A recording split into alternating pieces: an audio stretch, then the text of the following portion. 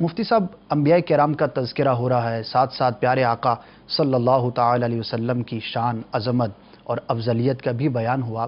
ایک بنیادی سا سوال یہ ذہن میں آتا ہے کہ منصب نبوت کے جو بھی فرائض ہوتے ہیں، اللہ تبارک و تعالی جن فرائض کو لازم فرماتا ہے انبیاء کرام کے لیے، تو اس کی بجا آوری کے لیے ایک نبی کے لیے کن کن خصوصیات کا حامل ہونا ہوتا ہے؟ نبی کے لیے اپنے فرائض نبوت ادا کرنے کے لیے کیا کیا اوصاف مطلوب ہوتے ہیں کہ جن کی روشنی کے اندر وہ دین کا اپنے نبوت کے کام سر انجام دیتا ہے، اس کی علماء کرام نے ایک بڑی تفصیل بیان کی ہے، اور وہ قرآن پاک کی ان آیات سے اخذ کی گئی ہے، یعنی ان آیات مبارکہ سے لی گئی ہے جن میں انبیاء کرام علیہم الصلاۃ والسلام کا کردار بیان کیا گیا۔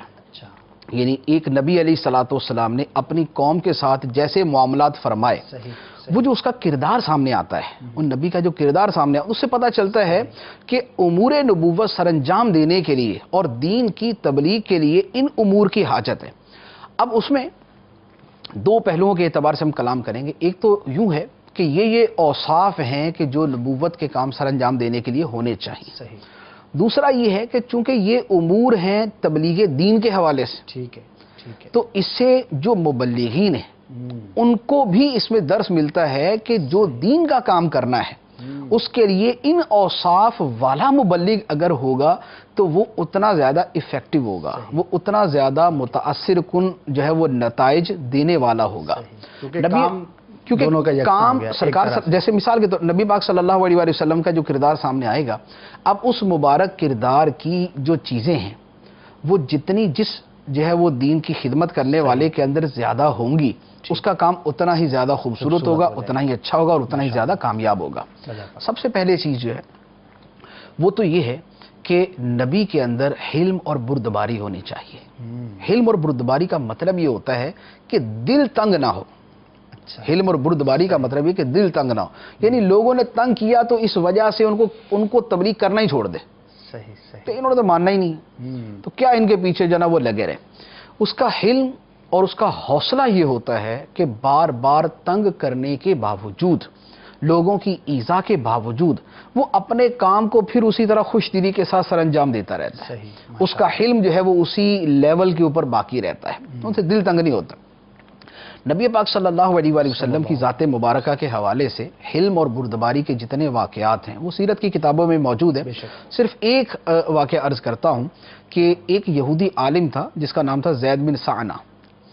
نبی پاک علیہ الصلوۃ والسلام نے اس نے کسی موقع پر کچھ قرض دیا تھا۔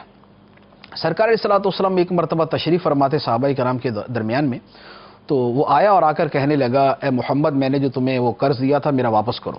تو سرکار علیہ الصلوۃ والسلام نے فرمایا کہ ابھی تو وقت باقی ہے، یعنی ابھی جو ڈیٹ تھی واپسی کی تو وہ ابھی نہیں آئی۔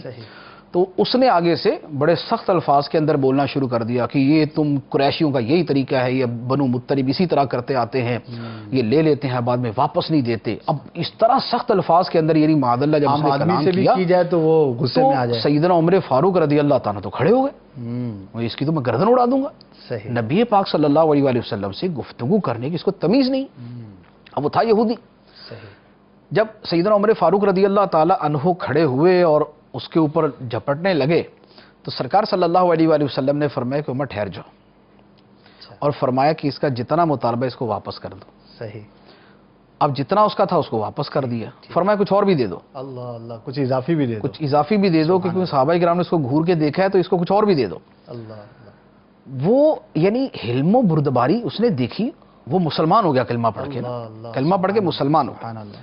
سیدنا عمر فاروق رضی اللہ تعالیٰ عنہ نے اس سے پوچھا کہ اے زید، تم یہودی ہو لیکن عالم ہو، یہودیوں کے تم عالم ہو، تمہیں تو یہ رویہ نہیں اختیار کرنا چاہیے تھا۔ ایک عام آدمی کرتا، ایک عام آدمی جاہل آدمی ہوتا تو وہ اپنی جہالت اور اپنے بدوی پن کی وجہ سے یہ رویہ اختیار کر لیتا، لیکن تم تو پڑھے لکھے آدمی ہو، تم نے یہ انداز کیسے اختیار کر لیا؟ اس نے کہا، میں نے تورات کے اندر نبی کریم صلی اللہ علیہ وآلہ وسلم کی متعدد نشانیاں پڑھی تھی، ماشاءاللہ، ان میں ہر نشانی میں نے دیکھی کہ ان کے اندر موجود ہے۔ ایک نشانی تھی کہ جس کا تجربہ کرنا ضروری تھا، وہ تجربے کے بغیر سامنے نہیں آنی تھی۔ وہ یہ تھا کہ ان کے بارے میں تورات میں یہ لکھا ہوا ہے کہ ان کے ساتھ جتنا سختی کا برتاؤ کیا جائے گا ان کے حلم کے اندر اتنا اضافہ ہوتا جائے گا. کیا بات ہے، سبحان اللہ. ان کی بردباری اور ان کی برداشت کے اندر اتنا اضافہ ہوتا جائے گا.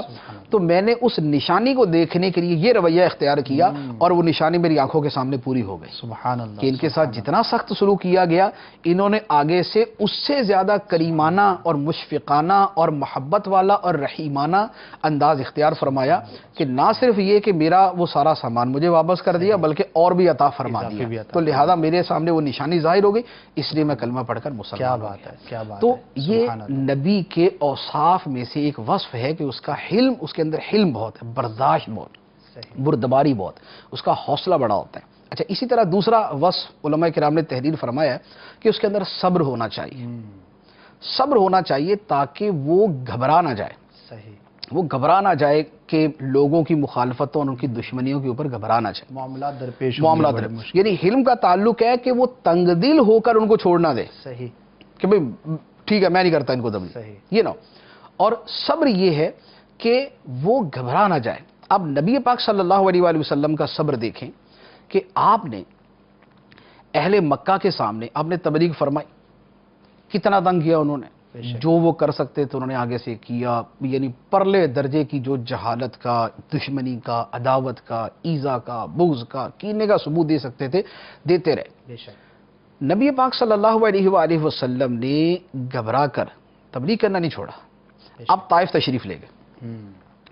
طائف تشریف لے کر وہاں جا کے آپ نے جو ہے وہ ان کو دعوت دینا شروع کر دی. اچھا، انہوں نے ایذا کے اندر انتہا کر دی. اتنی تکلیف، ان سے بھی زیادہ تکلیفیں پہنچائیں. تو سرکار نے واپس آ کے پھر کام بند نہیں کر دیا، دوبارہ آ کے اہل مکہ کو شروع کر دیا. کیا بات. اچھا، اہل مکہ چونکہ نہیں مان رہے تھے، بڑی قلیل تعداد کے اندر ان میں سے مسلمان ہوئے، تو وہ جو مدینہ منورہ سے لوگ حج کے اوپر آئے تھے، سرکار صلی اللہ علیہ وآلہ وسلم نے ان کے اوپر کوشش شروع فرما دی. سبحان اللہ. ان کو 1 سال 2 سال 3 سال کرتے رہے، انہوں نے دعوت دے دی کہ آپ ہمارے یہاں تشریف لیں. تو یہ سرکار صلی اللہ علیہ وآلہ وسلم کا صبر ہے کہ آپ نے لوگوں کی ایذا سے تنگ آ کر آپ گھبرائے نہیں، بلکہ اپنے اسی ہمت، حوصلے اور صبر کے ساتھ آپ لگے رہے. اچھا، پھر اسی طرح وہ کہ آپ نے ان کے ساتھ جو مقابلہ کیا، جیسے مثال جب آپ نے اعلان فرمایا، جب آپ نے اعلان نبوت فرمایا، تو آپ کو ماننے والا اس وقت تو صرف حضرت خدیجہ رضی اللہ تعالیٰ عنہ اور سیدنا صدیق اکبر رضی اللہ تعالیٰ، حضرت علی رضی اللہ تعالیٰ، حضرت زید بن حارثہ، یہ 4 افراد. ان کے ساتھ ہی آپ نے اپنے خاندان والوں کو جمع کیا اور ان کو اعلان تبلیغ فرمایا، ان کو دعوت توحید دی. اب سب کا پتہ ہے کہ یہ کوئی مانے گا، زیادہ تعداد نہیں مانے گی، ٹھیک ہے، اور نہیں مانے گی تو ایذا دے گی. صحیح. دشمن ہو جائے گی، دشمن ہو جائے گی. اور وہ جو صادق و امین کہنے والے ہیں وہ نہ جانے کس رویے، کس سلوک کے اوپر اتر آئیں گے. لیکن صبر کے لیے پہلے سے ذہن بنا ہوا. سبحان اللہ. سبحان. صبر کے لیے پہلے سے ذہن بنا ہوا. تو لہذا بلا دریغ جیسے ہی اللہ تعالیٰ کا حکم آیا وَأَنذِرْ عَشِيرَتَكَ الْأَقْرَبِينَ، اپنے قریبی رشتہ داروں کو ڈراؤ، تو سرکار صلی اللہ علیہ وسلم نے جمع فرمایا اور بیان فرما دیا ان کے. سبحان اللہ. ابو لہب بھی کھڑا ہوا، بدتمیزی کی، جہالت کی، دوسروں نے بھی بڑا سارا کچھ کیا، لیکن صبر کا چونکہ پہلے سے ذہن بنا ہوا تھا کہ یہ کام ہوگا، تکلیفیں آئیں گی تو صبر کرنا پڑے گا. تو سرکار صلی اللہ علیہ وآلہ وسلم نے اسی صبر کا مسلسل مظاہرہ فرمایا. تو حلم اور صبر دونوں قریب قریب ہیں. ان دونوں کا ہونا جو ہے وہ امور نبوت سر انجام دینے کے لیے نہایت ضروری ہے.